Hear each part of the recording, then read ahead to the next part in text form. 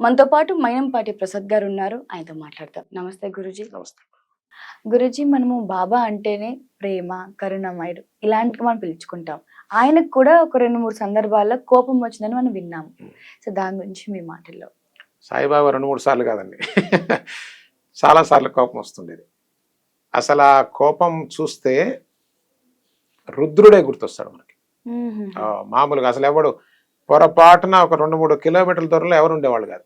అటువంటి కోపాన్ని సాయిబాబా ప్రదర్శించినట్టుగా మనం సచ్చరిత్రలో చదివాం. ఇందాక రాధాకృష్ణమాయ గురించి మాట్లాడుతూ కూడా మాట్లాడుకున్నాం కదా. అట్లా సాయిబాబా ఎట్లా తిట్టేవాళ్ళంటే అట్లా తిట్టేవారు రాధాకృష్ణమాయ. మామూలు తిట్లు కాదు. అంటే అసలు ఆ జోన్ అర్థం చేసుకోవడం మనకు అర్థం కాదండి. మనం ఆ స్థాయిలో లేం. మన తెలిసి తెలియకుండా చాలా మంది రకరకాలుగా మాట్లాడుతూ ఉండడం కూడా ఈ మధ్య మనం వింటూ ఉన్నాం. అది వాళ్ళ యొక్క అజ్ఞానానికి ఒక చిహ్నం అంతే. They have no idea what it is.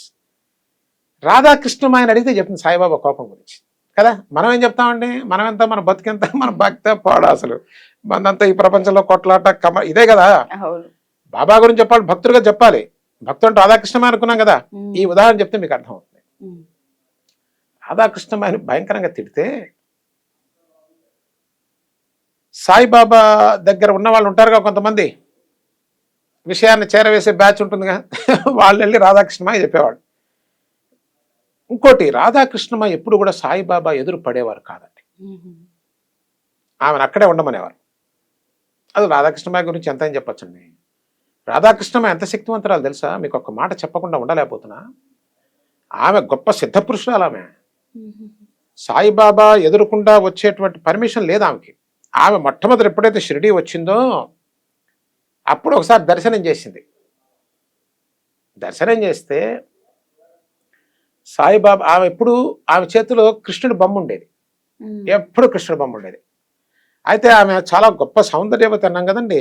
ఆమె ఎప్పుడు మొహంకి ఇక్కడ వరకు గంగుట అంటారా, ఆ మొహం కప్పుకొని ఉండేది. ఆమె చాలా బలశాలండి, మామూలు బలం కాదు. భక్తులు చాలా దగ్గరగా ఉన్నటువంటి భక్తులను ఆడుతాడు వాడు ఎత్తి పక్కన వేసేంత భక్తులు. అలా ఎంతో చాలా గొప్ప విషయాలు నా గురించి చెప్పడానికి. ఆమె బాబా దగ్గర డైరెక్ట్ రావడం లేదు కదా. బాబా స్నానం చేసేవారు కదా. స్నానం చేసిన నీళ్ళల్లో ఆమె రూపం మార్చుకొని పక్షిలా వచ్చి స్నానం చేసి వెళ్ళిన సందర్భాలు ఉన్నాయి. Extraordinary powers. ఆ సమయానికే బాల్యంలోనే అట్లా ఉంది. ఆమె పైస లేకుండా అంతా తిరిగి వచ్చింది. మరి ఆమె శక్తి అపారము. రాధాకృష్ణమాయ దగ్గరికి కొందరు ప్రత్యేకమైన భక్తులు సాయిబాబా వారితో మాట్లాడమని పంపించేవారు. ఎందుకో తెలుసా? సాయిబాబాని తెలుసుకోవటం నీ తరం కాదు. ఈశ్వరుని తెలుసుకోగలవా నువ్వు? ఈశ్వరుని భక్తుని దగ్గరికి వెళ్తే, నందీశ్వరుని దగ్గరికి వెళ్తే కొంచెం 4 విషయాలు చెప్తాడు. ఆ భక్తిని ఎలా పెంపొందించుకోవాలో. లేదు, మన విఘ్నేశ్వరుడి దగ్గరికి వెళ్ళినా, కుమారస్వామి దగ్గరికి వెళ్ళినా వాళ్ళ నాన్నగారి దగ్గరికి వెళ్తానికి ఒక మార్గాన్ని చెప్తారు మనకి. అట్లా తల్లి బిడ్డల బంధం అంటే భక్తుడు భగవంతుడికి బిడ్డ సంబంధం ఉంటుందండి. ఎప్పుడు అంత వాత్సల్యం ఉంటుంది సాయిబాబా. ఆమె దగ్గరికి వెళ్ళి విషయాలు నేర్చుకోమని చెప్పేవారు. చాలా మంది దుర్మార్గులు ఎట్లా అంటే అట్లా మాట్లాడితే విధంగా చేస్తారు. అంటే వాళ్ళ అజ్ఞానానికి చేయను. అంటే ఎప్పుడైతే దైవం ఉందో దయ్యం కూడా ఉంటుంది కదండి. 2 ఉండాలిగా, బ్యాలెన్సింగ్. అది ఆ బాపత్ అనమాట సార్. దాని గురించి తీసేయండి. ఇట్లా తిడితే రాధాకృష్ణమాయి విని అనేది, బాబా నిన్నుగా తిట్టారా? నన్నేనా తిట్టింది? నిన్నేనమ్మా, నీ రాధాకృష్ణమాయ అని పేరు పెడితే అబ్బా ఎంత భాగ్యం, నా పేరు సాయిబాబా నోటి నుంచి వచ్చిందా, ఈ తర్వాత మనకు అనవసరం. ఇదండి భక్తి స్థాయి. ఆయన పొగిడితే ఏంటి, తిడితే ఏంటి, ఆ మహాత్ముడికి నా పేరు గుర్తుందా, ఇది కదా నా జన్మధన్యము. మనకేమైనా అర్థం అవుతుంది? అసలు అర్థం కాదు.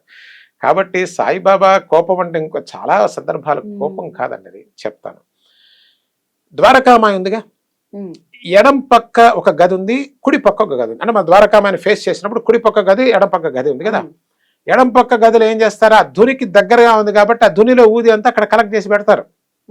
తర్వాత ప్యాకెట్స్కి వెళ్తుంది. కుడి పక్క గది ఉంది కదండి, అది బాబా పల్లకి ఉత్సవానికి వాడేటువంటి పల్లకిని ఆ గదిలో పెడతారు. ఆ గది లేదు మొదట్లో. ఎవరో ఒకళ్ళు పల్లకి తీసుకొచ్చారు. పల్లకి పంపిస్తే దానికి వెండి గుర్రాలు ఇవన్నీ పంపించారు. బాబా చెప్పారు, ద్వారకామాయిలో పల్లకి తీసుకొస్తే కాళ్ళు కొడతారు బయట బారేమని. ఆయన ఒప్పుకోరని చెప్పే కదా. ఆ ద్వారా ఏం చేయలేక వీళ్ళకి తీసుకెళ్ళి ధైర్యం లేక ఆ ద్వారకామాయి బయట పెట్టారు. ఎవడ రాత్రిపూట ఉంటారు ఒక బ్యాచ్, ఆ బ్యాచ్ ఈ వెండి గుర్రాలు పట్టుకుపోయారు. అది సమస్య లేదండి, మనమేం బాబా దగ్గర అట్లా ఎవరికి ఒక్కర్లా, ఇంకా ఎక్కువ ఉంటుంది ఈ బ్యాచ్ అక్కడ. వాళ్ళు ఎత్తుకుపోయారు. వీళ్ళు గబగబా పోయి సాయిబాబా కంప్లైంట్ చేశారు, బాబా మరి దానికి ఉన్న వెండి గుర్రాలు పట్టుకుపోయారని. పీడా పోయింది, ఆ పలక కూడా పట్టుకుపోవస్తుందని చెప్పారు సాయిబాబా. దాంతో పాటు వాళ్ళకి ఇవన్నీ అవసరం అండి. అప్పుడు అట్లా పోతుందేమని భయంతో రఘువీర పురందరే అనేటువంటి ఒక మహాభక్తుడు దీన్ని జాగ్రత్త చేయాలి, బాబాకి అక్కర్లేదు మనకు కావాలి అని ఆ పక్కన రూమ్ కట్టడానికి పూనుకున్నాడండి. ఇక పొద్దున్న లేచాడు. పొద్దున్న లేచిన దగ్గర నుంచి రఘువీర ఈ భక్తులతో చాలా కష్టం అండి. భగవంతుడు కూడా వేగలేడు. సాయిబాబా చెప్పారు, నువ్వు నేను పల్లకీనే వద్దంటే నువ్వు అసలు ఆ పక్కన రూమ్ ఎట్టా కడతావని సాయిబాబా పర్మిషన్ లేకుండా ఏం చేయరు జనరల్గా. పురందరే మహాభక్తుడండి, మీరు సామాన్యం కాదు. అంటే రాధాకృష్ణమాయ ఆ కోవకు చెందినటువంటి పురందరే ఆ స్థాయిలో ఉన్న భక్తుడు ఇతను కూడా. ఈ సాయిబాబా లెక్క చేయలే, నేను కట్టాల్సిందని కూర్చున్నాడు. ఇక సాయిబాబా మొదలు పెట్టారు దండకం. ఇది తిడుతూనే ఉన్నారు, ఒరే అసలు నువ్వు వద్దు, నీ భక్తి వద్దు, నువ్వు ఇక్కడి నుంచి పోతావా లేదా, చంపుతా నరుకుతా అని తిడుతూనే ఉన్నారు సాయిబాబా. ఈ రాళ్ళు ఇసరైపోవటం. ఆయన ఏం చేస్తున్నా సరే ఈయన ఒక్కడే కూర్చొని ఆ గోడ కడుతున్నాడు. ఆ మట్టి ఏం పెట్టుకున్నాడో పాపం ఆ మహానుభావుడు, దానికి ఒక చిన్న గోడ కట్టాలన్నాడు. పైగా ఏం చేశాడు, ఈ బాబా బయటికి వెళ్ళి వచ్చేటప్పుడు ఈ దూరం వేసి సపోర్ట్ చేయాలిగా, ద్వారకామాయికి బజ్జం పెట్టాడు.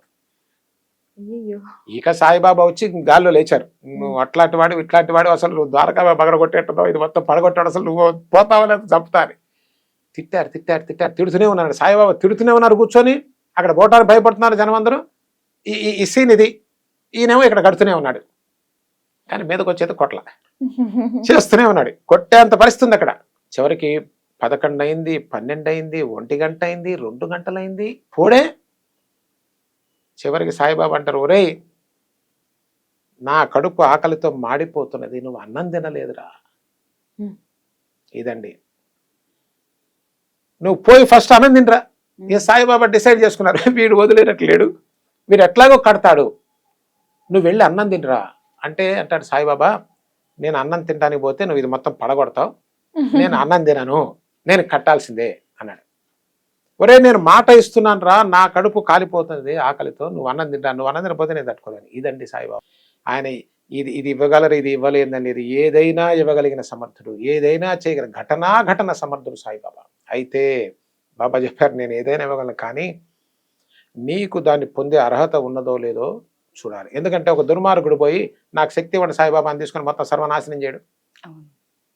ఆడెవడో అడిగట్ట ఒక ఆయన, మీకు మహాశక్తి ఉంది కదా, సత్యబాబు అడిగట్ట, మీకు మంచి శక్తి ఉంది కదా, ఏమంటే పెట్రోల్ లేదు మన దగ్గర, కాస్త సముద్రాన్ని పెట్రోల్ చేస్తే బాగుంటుంది కదా. బాగానే ఉంటుందిరా, నీ ఇంకోటి వచ్చి దాన్ని తగలబెడతాడు, సరిపోతుంది, మొత్తం తగలబడుతుంది. అందుకని అట్లా ఇవ్వరండి. మన పిచ్చి ఆలోచనలతో, మన పిచ్చి మాటలతో మహాత్ములు ఏనాటికి అర్థం చేసుకోలేం. దానికి మొట్టమొదటి కావాల్సింది భక్తి. ఆ భక్తి లేనప్పుడు దాని గురించి మాట్లాడటం అనేది పద్ధతి కాదు. Thank you.